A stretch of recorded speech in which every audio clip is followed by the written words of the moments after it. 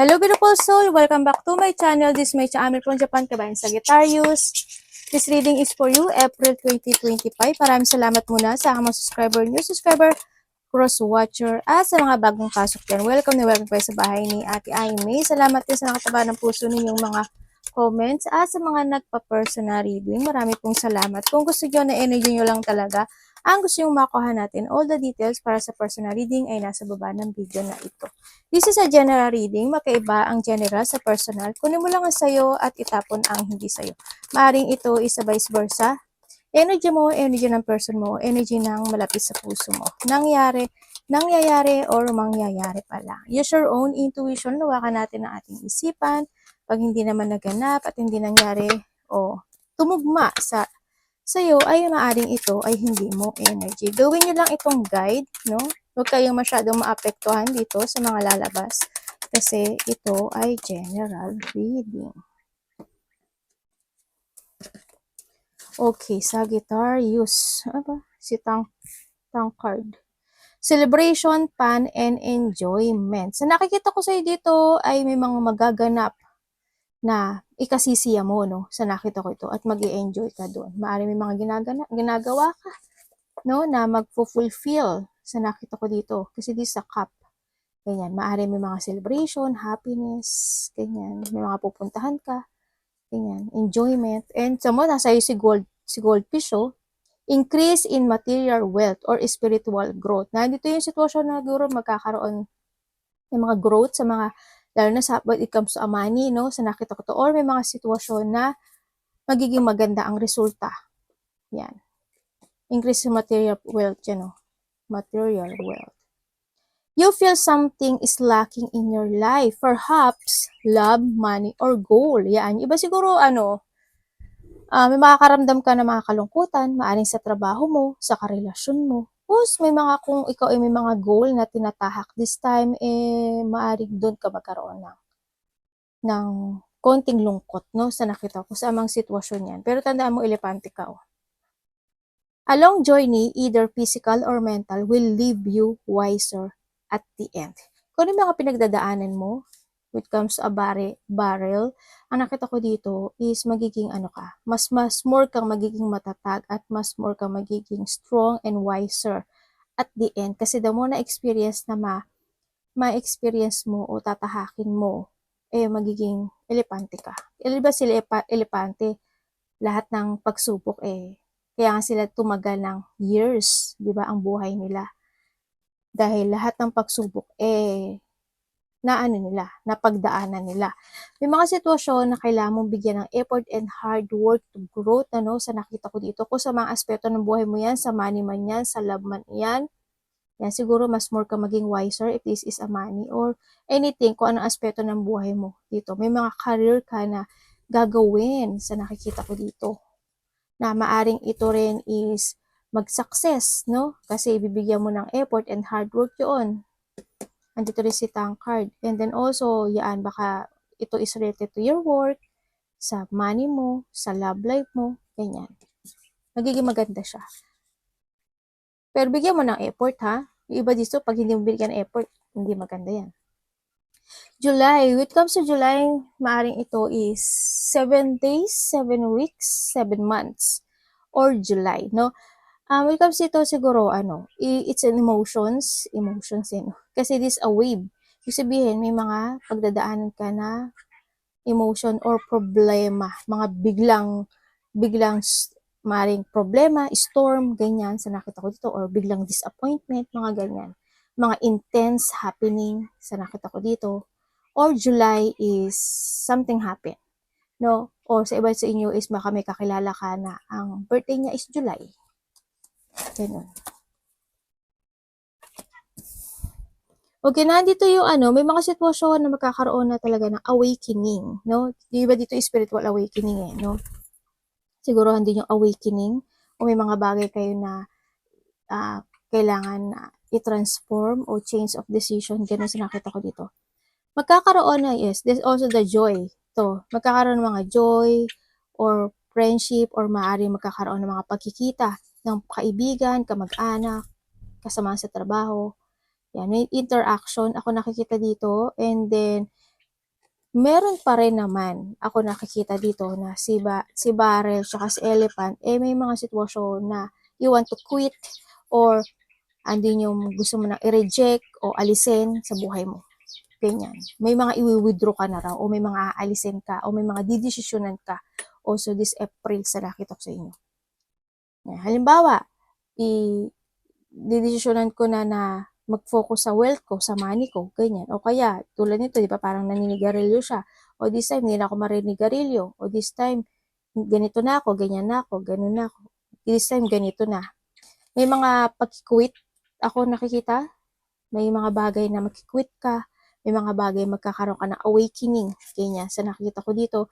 And also, nandito yung sitwasyon na reminiscing the past, no? Sa nakikita ko dito. Maaaring may mga pagbabalik ng mga nakaraan, ganyan. I-revisit mo siguro yung mga the past situation happen sa buhay mo, sa nakikita ko dito. And then also, sa iba sa inyo is magkakaroon ng communication or reunion. Nandito siya.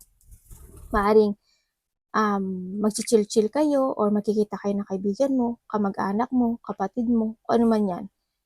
Sa nakita ko dito. Or nandun yung thinking of ay sana makita ko siya uli, namimiss ko siya, ganyan. May mga mamimiss din kayo. Anak, tingnan natin ang energy mo. May mga union din. Energy ni Sagittarius. Devil. Okay, energy mo. Ganda yung energy mo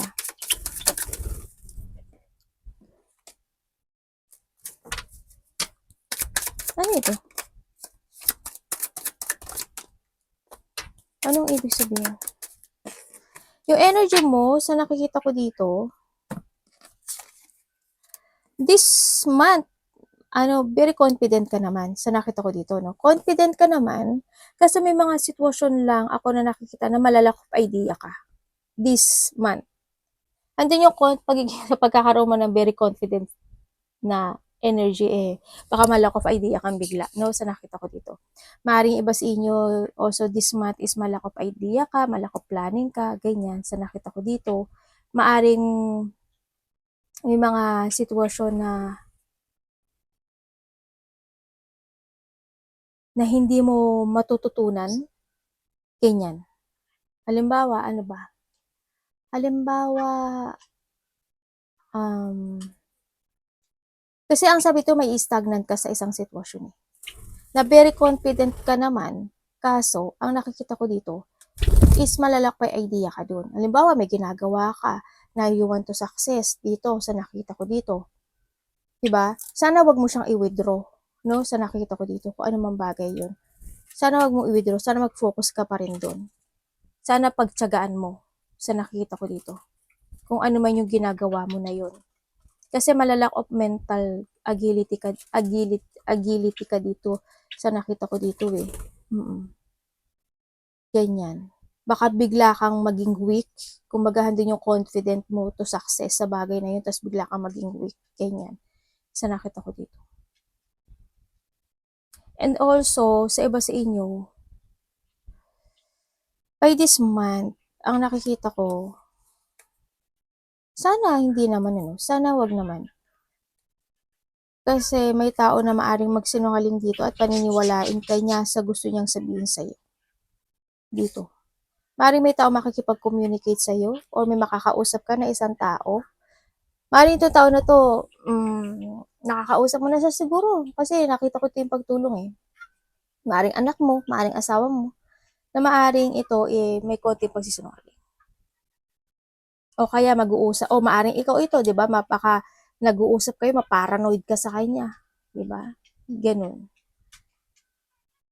Pero ingat ka pa rin, kasi andito rin yung pagpipilit na maniwala ka sa kanya. Ganun. Ano ang parating ka, Sagittarius? Sana walang mambastos sa'yo. Sana hindi ka mabastos. Sana, kasi may tao rin ako nagkikita dito na magiging very defensive. Sana hindi rin ikaw yun Yun, may tao magiging defensive. Hindi naman hindi ganun. Hindi ako yun. Hindi, kasi mga ganun. Or ima-mind game ka nitong tao na to. Sa nakita ko dito. Sana walang insulto.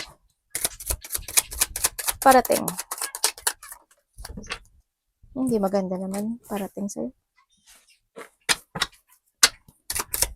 Ano ibig niyo sabihin?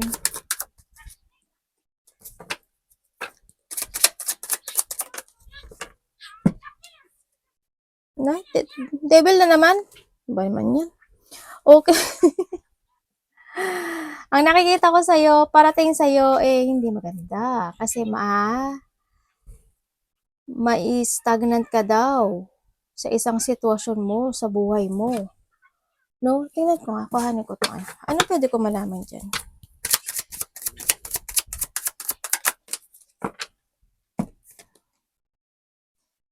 Iba dito siguro work o may mga gagawin kayo.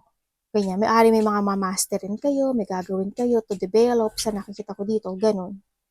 Maaari iba sa work.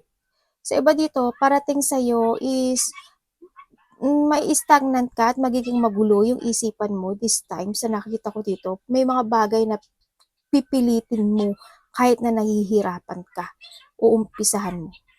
O you need to give an effort and hard work dito sa sitwasyon na to, kung ano man to. Kasi pag hindi mo to ginawa, hindi to darating si goldfish, diba?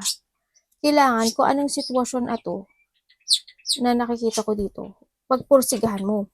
Pagpursigihan mo at manindigan ka dito sa sitwasyon na to para mag-success siya dito. And then also, ang nakita ko parating din sa'yo is may tao daw na kakausap sa'yo dito.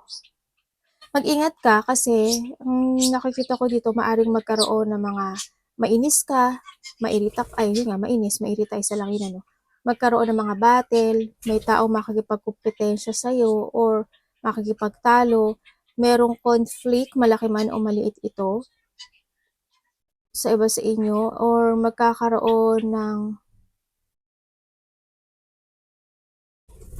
makaka-receive ka ng isang communication text message, ganun. O iba dito communication to as in harapan, or oo, ganun, sa iba. Para may mga pag-uusapan o pag-aawayan, o maaari mag-aaway sa pera, sa trabaho, ganyan. May gulo, hindi sana malaki yung gulo. Ako nakikita dito kasi maraming tao, no? Hindi ko alam kung nasa maraming tao ka, sa nakikita ko maraming tao ka, sana maraming tao in place mo, no? Hindi ko alam kung ganun. Kasi ang nakikita ko dito is more on toxic situation ito. Ganun. Magkakaroon ng mga controlling, no? May mga magsasalita ng hindi maganda sa'yo, ganyan. Sa nakita ko dito. Or makaka-aaway ang gulo no? Ganun. May mga sitwasyon na gusto mong i-forward, kuhanin mo lang yung sa'yo din gusto mong i-forward pero nai-stagnant ka. Kumbaga na yung sitwasyon na you're holding back to change to your best version. Parang ang mangyayari kasi dito is ikaw yung sarili mo. Ito, maaring kung gagawa ka na isang bagay o sitwasyon sa buhay mo na gusto mong mag-success with the goldfish dito, sa nakita ko dito, you need to focus. Mag-focus ka, mag-action ka to make it real yung goal na yun. Kailangan meron kang layunin. No? Huwag kang mag-stagnant o huwag kang makontrol ng emotions mo or huwag kang makontrol ng mga magaganap o mangyayari sa buhay mo. Kailangan sa'yo is a clear path or a positive destination. Kailangan mo is mag-continue ka lang sa inyong direction to find your goal this time. And syempre, sinasabi rin ko, kailangan mo magkaroon ng solid beginning to setting yung goal mo or yung ambition mo. Mag-focus ka doon. And then also, ano ba yung goal mo? Kumbaga, kung ano mang goal yan sa gusto mo And then also, taking advantage ka sa mga opportunity na yon. Kumbaga, think advantage ka na. Ang arte ko ka talaga. Mag-take advantage ka doon sa gagawin mo na yon. Sa nakikita ko, sa ipo-forward mo yon. Kung ano yung mga gusto mong ma-develop na yun, sa nakita ko dito. Or gusto mong gawin o actionan. Kailangan mong bigyan ng hard work and effort yun. Para dumating si goldfish. Diba? Kasi maaring nahandito ka sa barrel tsaka ka-elephant Kung ano man yung bagay na yun.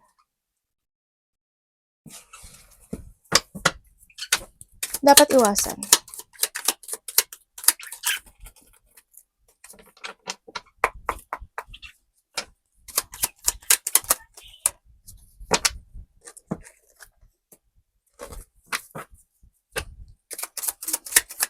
Ang dapat mo daw iwasan, yung isang bagay o sitwasyon mo na magtumuto ka sa sadness o sa mga yung sitwasyon na you feeling alone, yung sa hardship, umalis ka doon. Sa nakita ko dito. And then also, iwasan mo din yung isang bagay na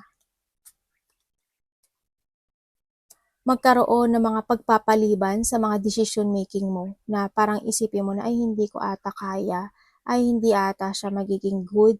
Yung ang isip mo is magiging magulo. Iwasan mo yung maging magulo at hindi ka maging organized sa lahat ng aspeto ng buhay mo this time. Kasi hindi siya maganda talaga ito. As in, hindi. Sorry pero yun ang iwasan mo. Iwasan mo na to para hindi na to mangyari. Kasi kung ikaw is magpo-focus doon sa stagnant na yun, di mag-i-stay ka ron, di ba? Huwag ka mag-stay doon. You need to let go itong sitwasyon na to. Kailangan maintindihan mo yung mga nagaganap na nangyayari sa'yo. And then also, kung ano may problema kayo sa pera, no? Sa nakita ko dito, sa trabaho.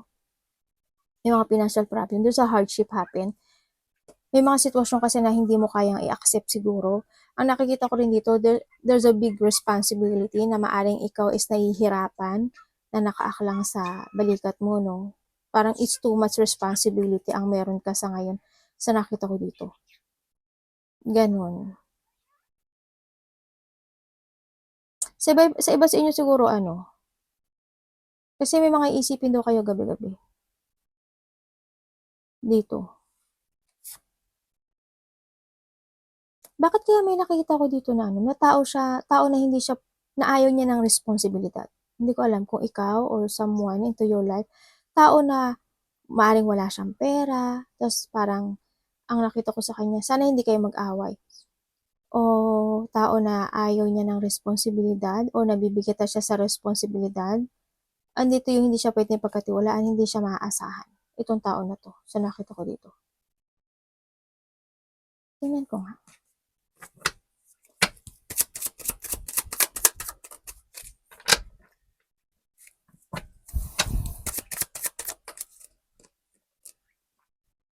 Lalaki.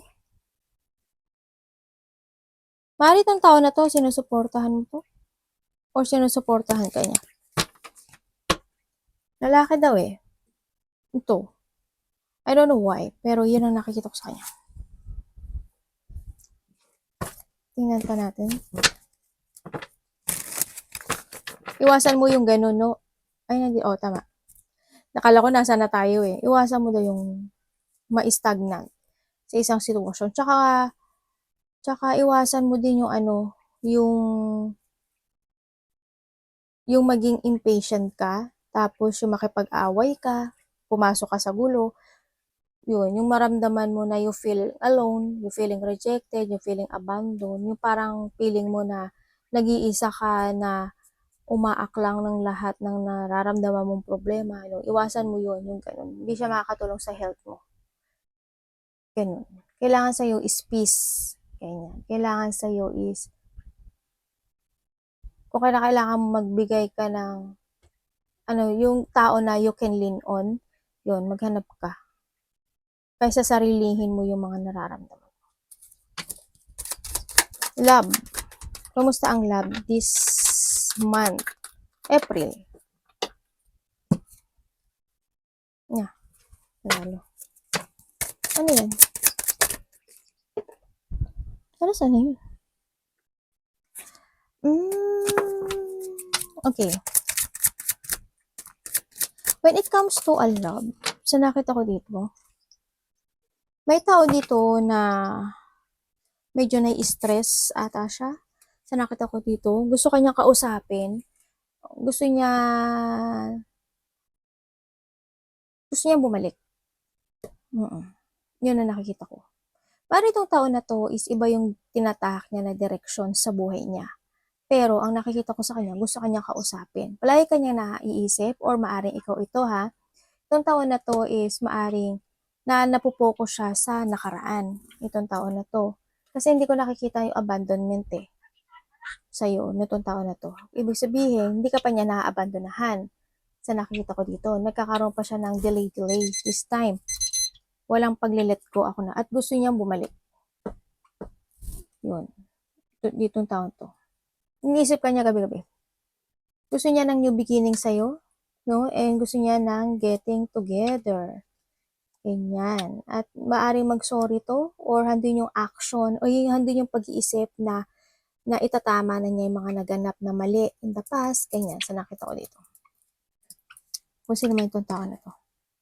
Anak ba? Kung kayo is mag-asawa nitong tao na to, sa nakikita ko dito, or hindi kayo naghihiwalay, sa nakita ko dito, wala naman ako nakitang abandonment. Nagkakaroon lang siguro ng changes sa inyong dalawa. Ganyan. May mga bagay o sitwasyon na kailangan nyong aralin sa bawat isa or magkaroon kayo ng self-evaluation to each other itong tao na to, no? Ganun. Bakit nagagalit ka kay mami? Baba mo na, anak. Baba. Baba. Tingnan natin ang money mo, Sagittarius. Naku, ba't ganyan ang money mo? Hindi maganda. Anak, hindi pwede. Unay-chang. Mukhang stress ka sa money mo, ah. Ano ba yarn? Oo nga, no? When it comes to your money, sa nakita ko dito, medyo hirap ka ata sa nakita ko dito. Sa money mo, medyo stressful. Nagkakaroon anxiety, ganyan. May mga sitwasyon na maaaring may mga pagkakautang o may mga binabayaran ka pa this time, pero nakikita ko naman, binabalanse mo siya. Sa nakita ko, yun nga lang, hindi ka nakakapag-ipon, maaari sa iba sa inyo, or andun yung sitwasyon na kailangan mo nang mag-ipon dito, no? Maaaring may mga, kasi titingnan mo, ayan, di ba? Maganda ba siya? Hindi, di ba? Kung titingnan mo si card, hindi siya maganda. Kahit anong explain ko sa inyo, hindi talaga siya maganda. Kailangan dito is balansehin mo rin. Or maari din naman na kasi hindi siya nag-growth eh. Hindi pa siya nag-growth. Kumbaga, napagkakasya mo naman yung meron ka sa ngayon, sa nakita ko dito. Siguro may mga binabayaran ka. Yun ang nakita ko sa'yo. Kaya, kumbaga nagiging sapat yung meron kang natatanggap. Ganun. Tingnan natin ang health. Kamusta ang health? May Sagittarius this week. This April. Okay, good naman. Balancing.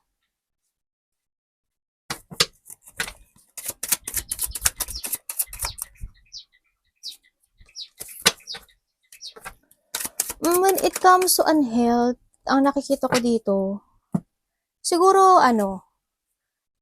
balancing when it comes to, nandito na naman siya. Balancing when it comes to pagkain, no? Ang sa nakita ko dito. Yan, ikaw o malapit sa puso mo, kailangan daw is balansehin ang pagkain. At kailangan, kasi nakita ko dito ay, parang kung ano-ano lang din siguro yung kinakain nyo. No? Kailangan sa'yo is more kain ng vegetable, ikaw or malapit sa puso mo, sa nakikita ko dito. When it comes to may tao dito na malapit sa puso mo na nagkakaroon ng ano tawag dito? Mahinang vitality. Mahinang vitality. Anong pinagsasabi ko? Lakas! Yun. Ano ba yan, ate? Yun. Mukhang siya, mahina yung lakas niya. Tama ba ko? Yun, mahina yung energy niya. Just may, ano ba yan? Kailangan niya balansehin Kung ikaw man ito, balanse mo yung sarili mo, yung kinakain mo. Kung sino man itong malapit sa puso mo rin, balansehin niya rin yung kinakain niya. Kung kinakailangan, mas mo siya kumain ng vegetable sa nakikita ko dito or ikaw din, no? Ang maari din, ang nakikita ko dito, maaring hindi ka rin nasisikatan ng araw, no? Siyempre, ikaw or someone, siguro, o maari na mag-iba sa inyo, bagay, kung sa Japan ka, malamig naman talaga, no? Sa nakita ko dito, ang hirap naman nun, kasi maninigas ka naman talaga sa lamig. Kaya hindi ka rin nasisikatan. May kulang sa inyo, mag-vitamin D kayo. Sa nakikita ko dito, baka kulang kayo sa vitamin D o hindi na kayo nasisikatan ng araw. Nasisikatan ba kayo ng araw? Puro usok naman kung nasa Pilipinas kayo, di ba? And then also, when it comes to unhealth, ang nakikita ko dito, siguro may tao dito na may sakit sa bandang dibdib or bandang puso, and also sakit sa dugo, high blood, low blood, ganyan sa nakita ko dito. Yun lang ang nakikita ko dito.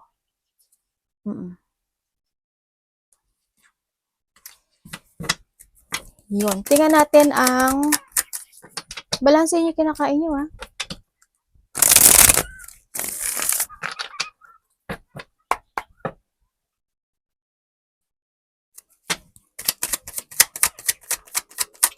Opportunity. Sagittarius.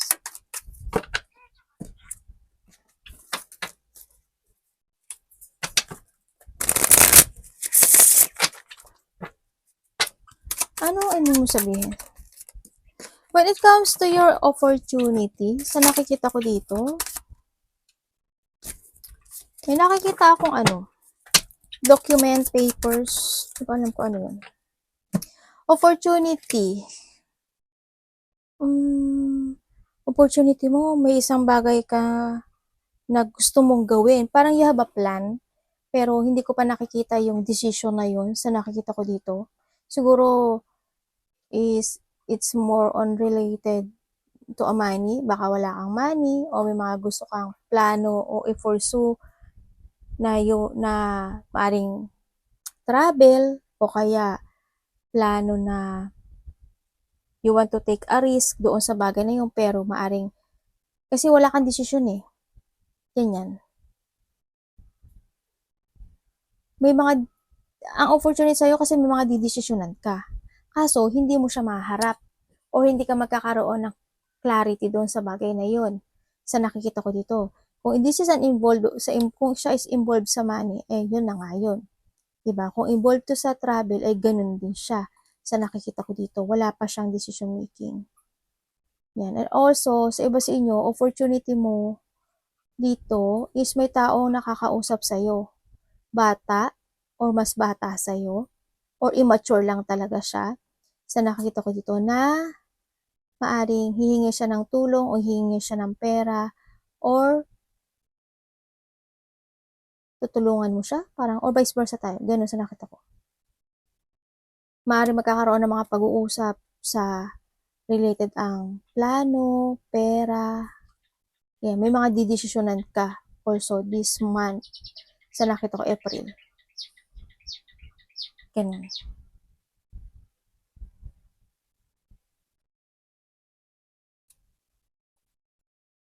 You need to use your mind and intellect dito, no? Sa nakita ko dito.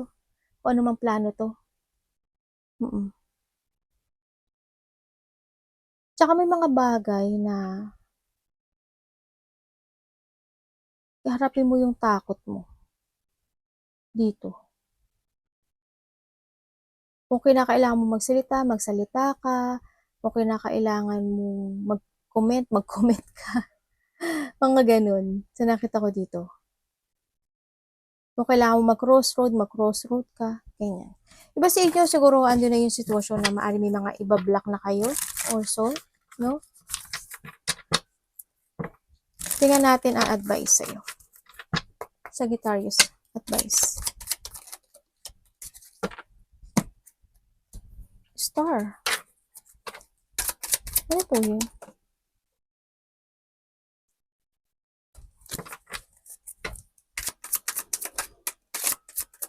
Nako.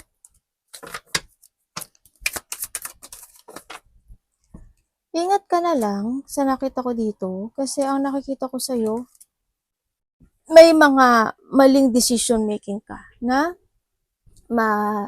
makakamit dito, or may mga maling desisyon ka na maling hakbang. Ingat ka lang. You need to trust more to your intuition dito sa nakikita ko kung anumang bagay ito. Ganyan. And then also, ang advice sa'yo is you need to be very creative kailangan sa'yo is magkaroon ka ng renewal or maging very idealism ka this time. May mga bagay ka na dapat mong desisyonan pero huwag kang magmadali. You need mag-trust ka sa intuition mo. You need to be very patient to make a choices kung ano yung mga gusto mong ganap na o gawin. Business man yan, opportunity man yan, o yung mga gusto mong ma-develop sa buhay mo.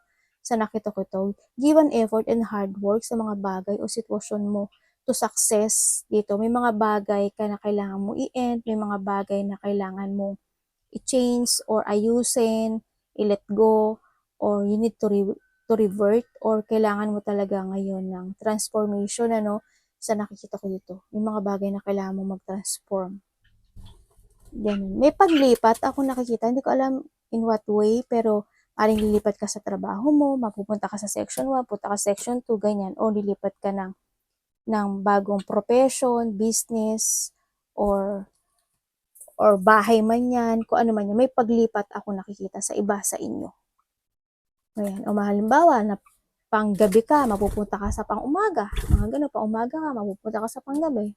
Pwede din yun, sa nakita ko sa iba sa inyo, basta may paglipat ako nakikita, o may ililipat ka, mga gano'n. May mga babaguhin, may mga magaganap na mga pagbabago sa buhay mo.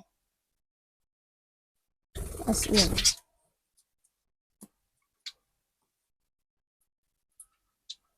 Also, yung iba sa inyo, magiging sensitive kayo. Magiging sensitive kayo. Yung iba naman sa inyo, you have an ability of a psychic, ganyan. Yun. Mag-trust kayo sa intuition nyo, kasi malakas yung intuition ng iba dito. Yun.